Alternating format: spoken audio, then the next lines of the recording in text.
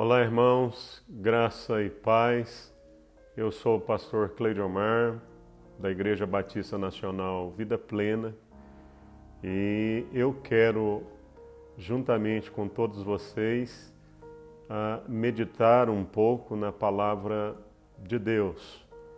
Eu quero ler um texto que encontra-se em Tito, capítulo de número 2, a partir do versos de número 11, que diz assim: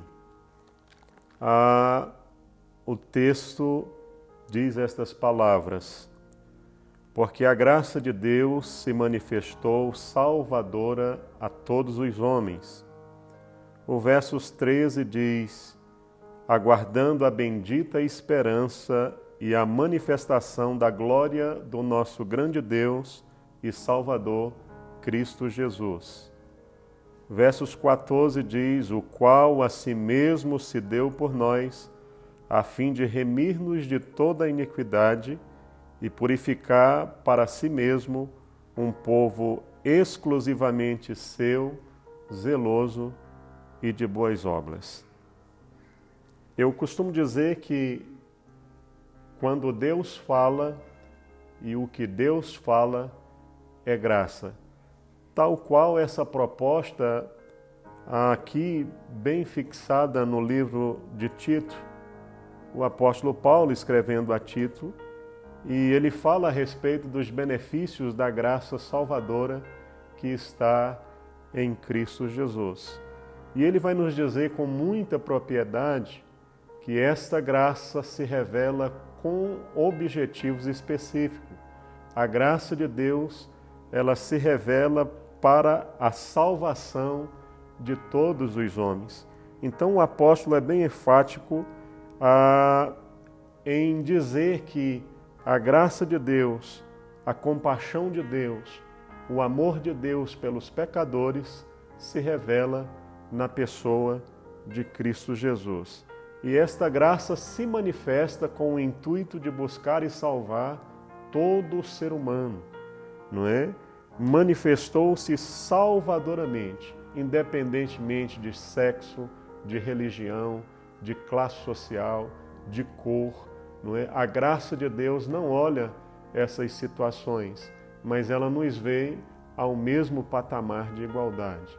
Todos nós temos um valor específico para o Senhor nosso Deus.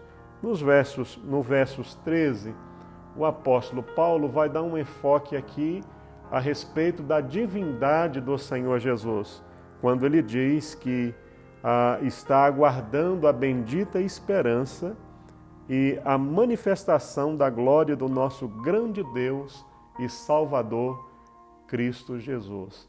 É a expressão mais clara que nós encontramos nas Sagradas Escrituras a respeito da divindade de Cristo Jesus.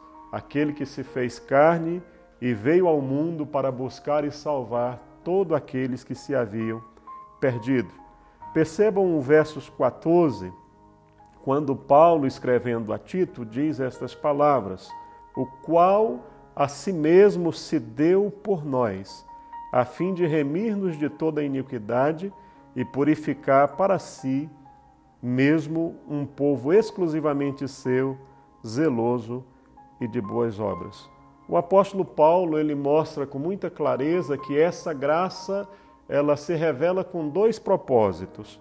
O primeiro propósito é o propósito de purificar para si, não é? De remir o pecador da sua própria iniquidade.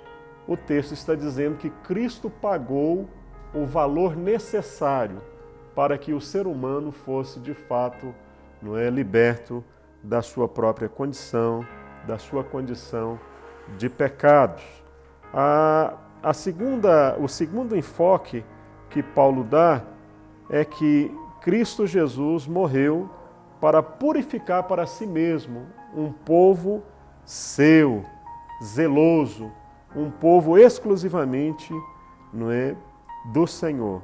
Quando ele diz que Cristo purifica o indivíduo do seu pecado, nos mostrando o Cristo substitutivo, aquele que tomou sobre si os nossos pecados.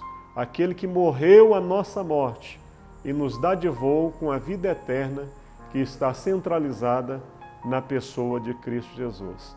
Então eu gostaria, nessa tarde, de lhe proporcionar esta pequena meditação, né, para que você e eu saibamos o quanto Deus nos ama, o quanto somos alvos do amor de Deus. Então é o Cristo substitutivo que dá a sua vida pelo pecador, que resgata o pecador, que dá ao pecador uma nova identidade. A Bíblia diz que nós não somos mais forasteiros, não somos mais inimigos, mas somos concidadão dos santos, somos da família de Deus, somos filhos de Deus e herdeiros de Deus. Muito obrigado, que o Senhor te abençoe juntamente com a sua família.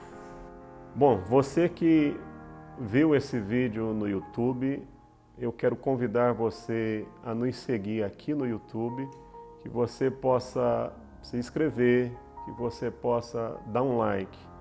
Eu quero te convidar também a nos seguir no Instagram, @a Igreja Vida Plena.